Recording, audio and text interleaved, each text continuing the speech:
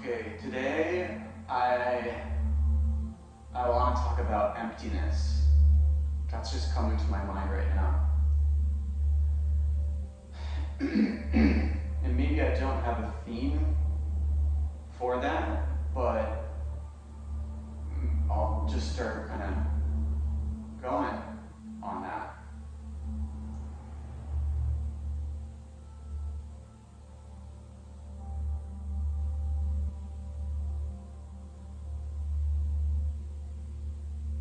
When I think about emptiness,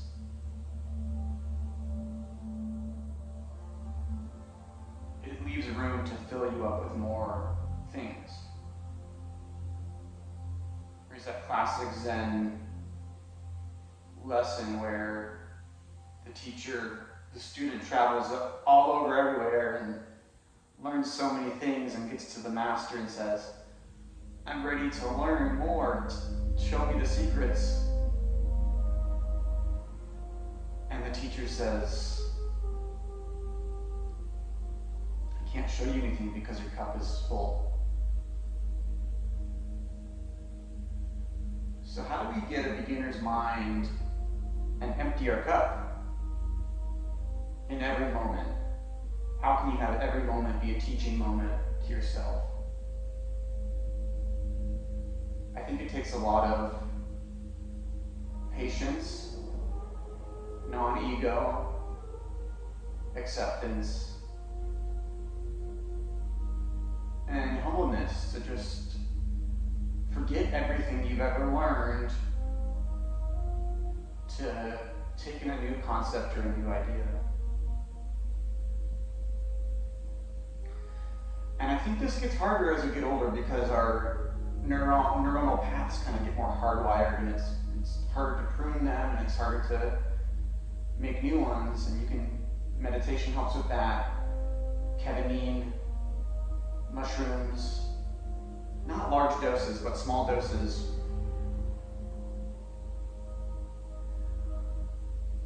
But I think that's why a lot of people get hardwired into bitterness as they get older. They take in all of their trauma and they only focus on that. And it's hard to take in new lessons because your cup isn't empty, your cup is hardening. And it's like super glue in your cup. You're hardening into this whatever you are. And people like the drama and the trauma. So, if you have a glass of crystal blue water and you put a couple drops of poison in there and you see the greenness dissolve, that's what people will focus on, is the small bits that'll ruin everything. And a good lesson is you don't want to wipe out your trauma, but you want to be able to look at it evenly with the good times.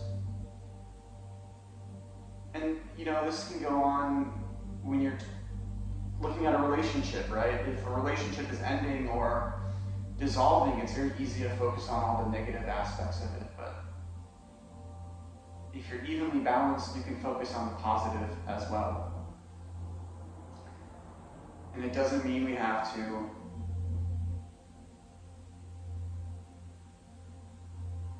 make this relationship happen again or make things happen that aren't there, but you can look at the good and the bad, and it's never one or the other.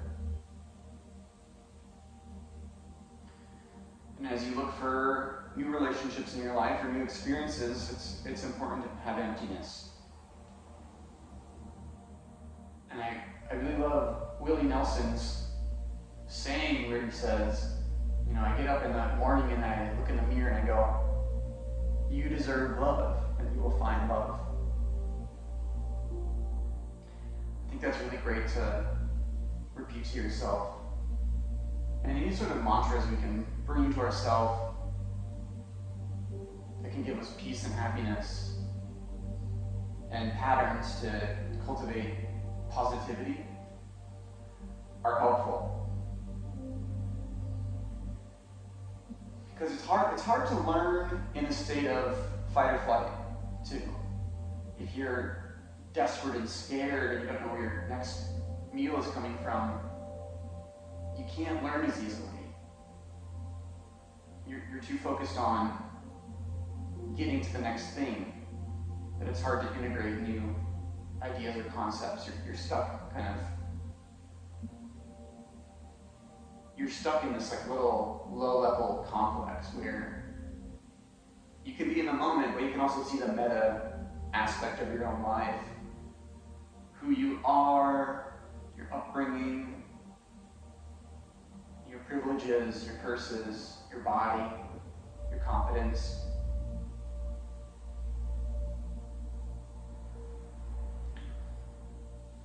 But it's easy to tell somebody else they're in fight or flight because you're not in their situation, you're not in their shoes.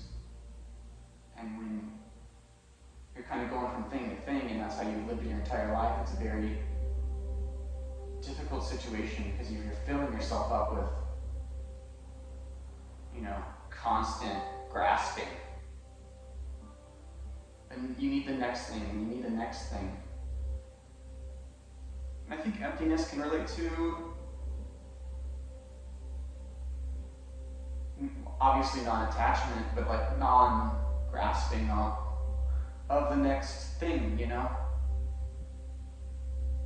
Maybe the best lesson is that you don't need another lesson to learn to be where you're at, and you can work with what you have right now. At the end of the day, we're our best teachers, and I see a lot of people that seek very hard, and they think that if they can just meet a person or meet something that will show them a path, it'll solve all their problems. And I was at the Ram Dass house yesterday, and a guy, he was at Crowley Baba's, tucket, rubbing his feet. And he said something like, oh, this is heaven and there's hell when you're away from it. But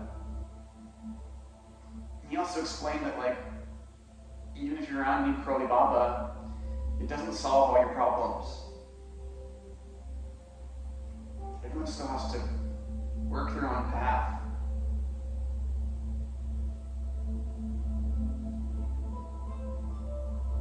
So don't be afraid of your path. And if you can approach it with emptiness, then your path is not just a single path. It's kind of like a wide field where you can go this way, you can go that way, but you're kind of staying in tune with what might guide you on your path. It doesn't mean you have to be overly cautious, it just means you have to pay deep attention to the moment to know when to do things, right? Comedy is all about timing. Life is all about timing. Love is all about timing. And it's just about not forcing things, right? If you feel like you're forcing things, everybody can tell. If you say a joke at the wrong time, it bombs. If you try to chase after a person at the wrong time, it doesn't work.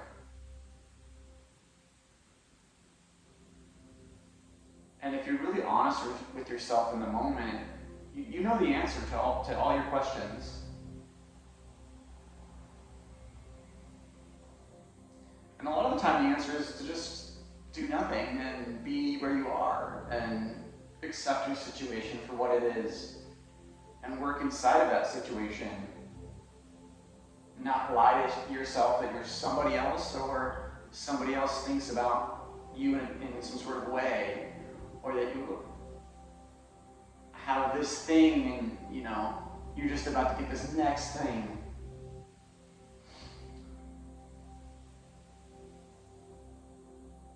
And then we could launch into all the Buddha noble truths if we wanted to, but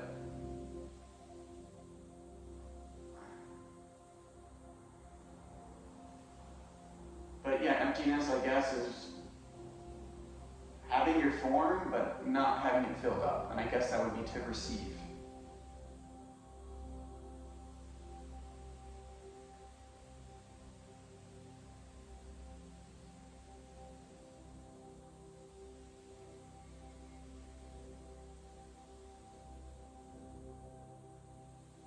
thinking that if you look at emptiness, you can look at events and you can see that there's not much happening. I guess we have birth and we have death.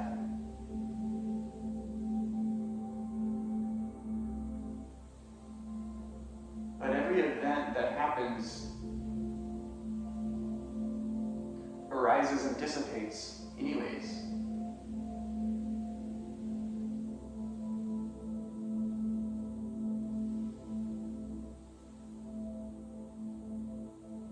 And I guess if you can meditate, you get to a space of no reference point where you're meditating and you go, okay, here are my thoughts. And then you let your thoughts go by. You go, okay, this is going okay. So far, so good. I'm not grasping onto a thought. If I do, I come back to my breath and I'm here. And then you go, okay, well, who's thinking these thoughts? And where does the next thought come from? And these are very sticky ideas where does the next thought come from? I don't know what I'm going to say right now next. This is all from the emptiness, from the void of, I'm not planning anything I'm saying.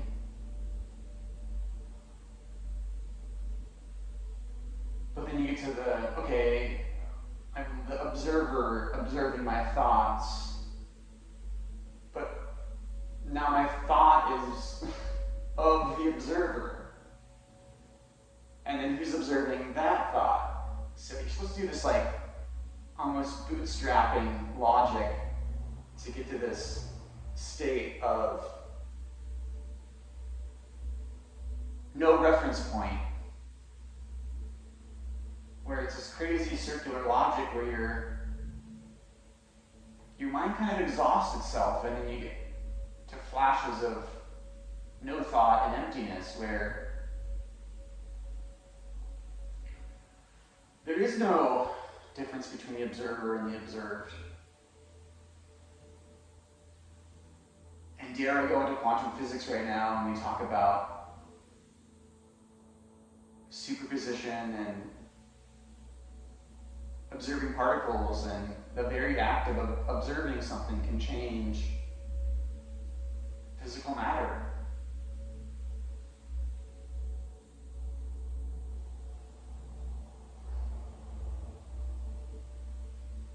So how can consciousness change the universe around us? It does. Our thoughts influence ourselves and then our actions.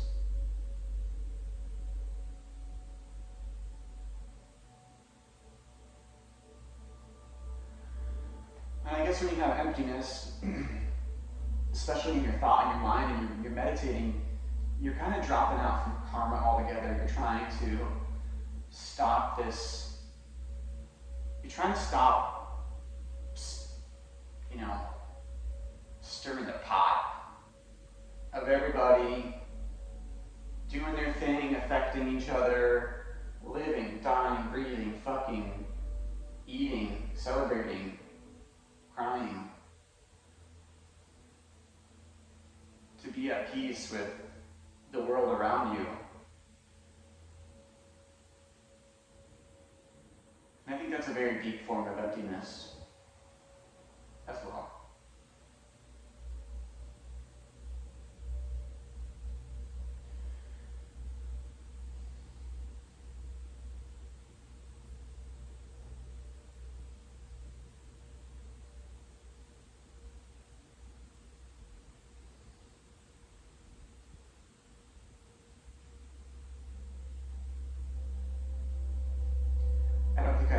Say,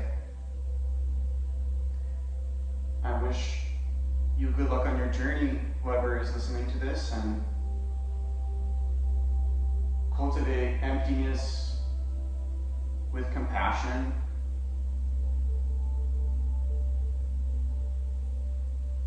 All things must pass. All things must pass away.